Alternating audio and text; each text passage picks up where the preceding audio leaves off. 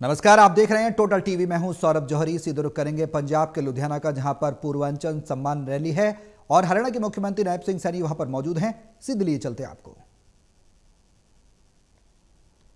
तो मैंने ये भी वादा किया था हरियाणा के अंदर कि जो किडनी का पेशेंट है और उसे डायलिसिस कराना पड़ता है, मैंने ये वादा किया था उसका एक डायलिसिस में 25 से 30 हजार रुपए खर्चा आता था। 8 तारीख के बाद जब हमारी सरकार बनेगी तो किसी का कोई पैसा नहीं लगेगा।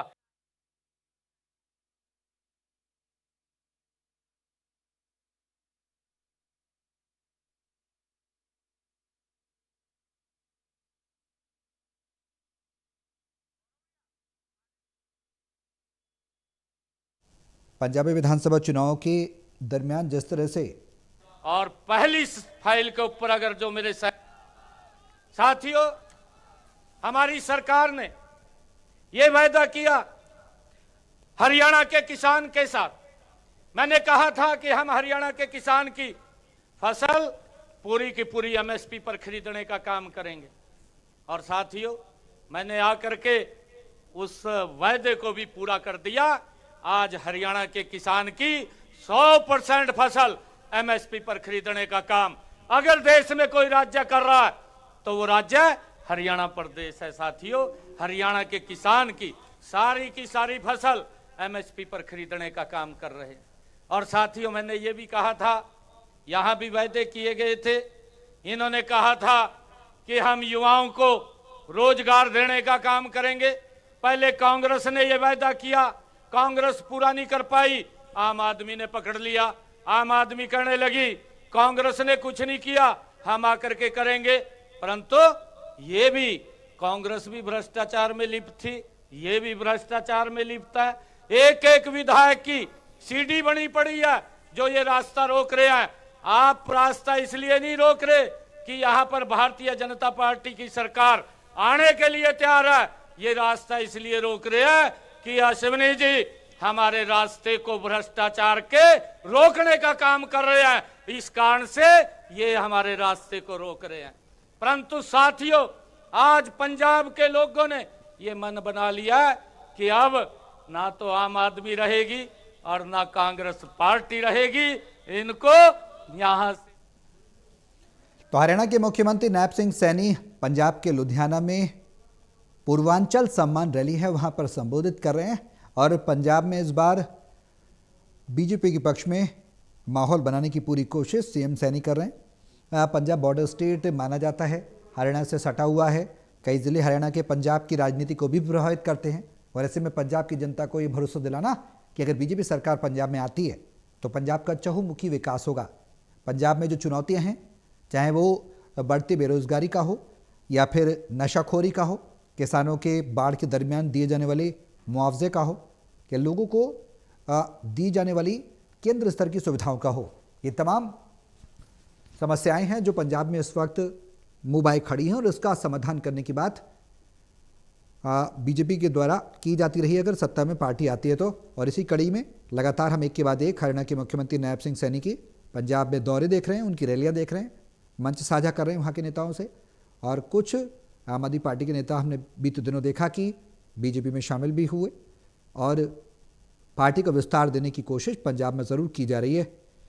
तो अब लगातार जो सीएम सैनी का ये दौरा है, जो रैलियां हैं पंजाब में, वो अपने आप में पंजाब के सियासी जो परिस्थिति है उसको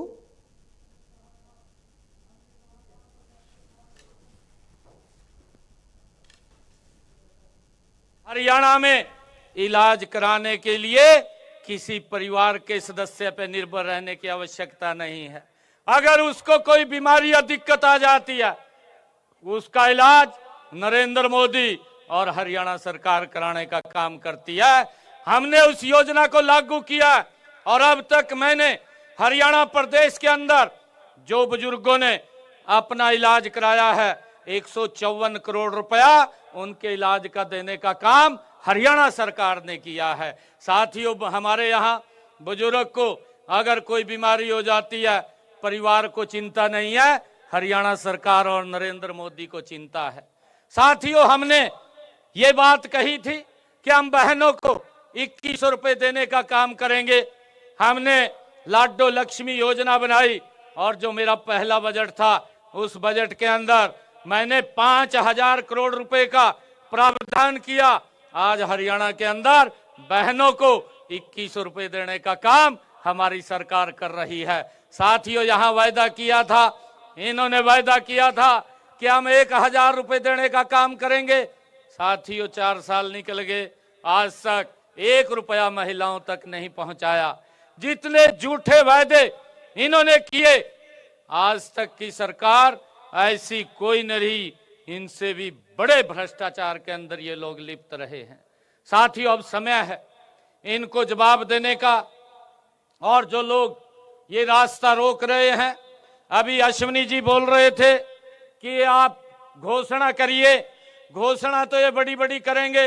अभी भी एक घोषणा कर दी इन्होंने और कहने लगे कि 10 लाख रुपए हम इलाज के लिए देंगे।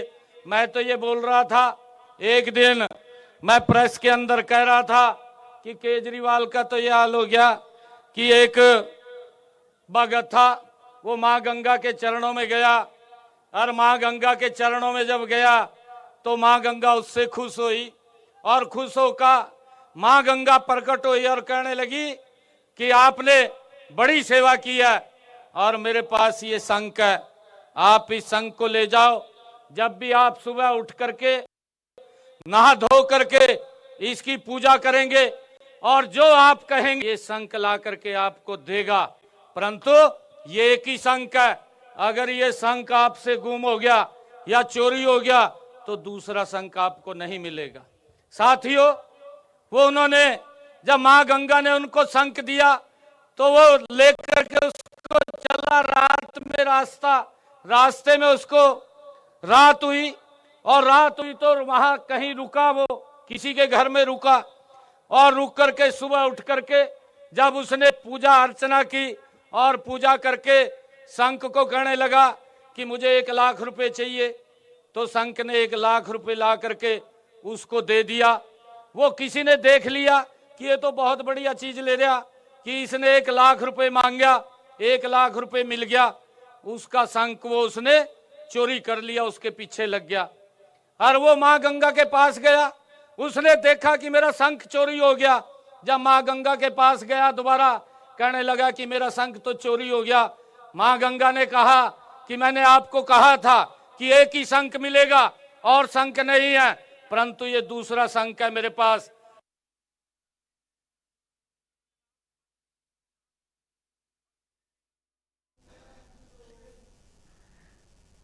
तो पंजाब के लुधियाना में हरियाणा के मुख्यमंत्री नायब सिंह सैनी पूर्वांचल सम्मान रैली में उन्होंने शिरकत की और बताया कि पंजाब आने वाले समय में बीजेपी के शासनकाल में किस तरह से पंजाब की दिशा और दशा बदलेगी। और इस दरमियान वो पंजाब के लोगों से एक जुड़ाव, आध्यात्मिक जुड़ाव का भी उन्होंने जिक्र किया। माँ गंगा से उन्होंने जोड़कर एक विश्वास की बात उन्होंने कही। तो कहीं ना कहीं राजनीति में परिवर्तन होता है, परिवर्तन विश्वास के सहारे होता है और विश्वास जब विकास में तब्दील होता है तो जनता में और ज़्यादा प्रगाढ़ हो जाता है। तो ऐसे में पंजाब की लुधियाना में ये सम्मान रैली कई मायनों में अहम हो जाती है, क्योंकि चुनावी समर है। आने वाले समय में जो सियासी डगर बीजेपी की पंजाब में कहीं ना कहीं